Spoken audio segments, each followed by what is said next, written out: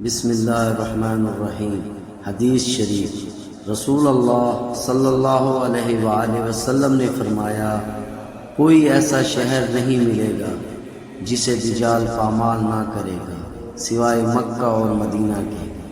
ان کے ہر راستے پر صف بستہ فرشتے کھڑے ہوں گے جو ان کی حفاظت کریں گے۔ پھر مدینہ کی زمین 3 مرتبہ کانپے گی، جس سے ایک ایک کافر اور منافق کو اللہ تعالیٰ اس میں سے باہر کر دے گا۔ صحیح بخاری حدیث نمبر 1881۔ جزاک اللہ خیر۔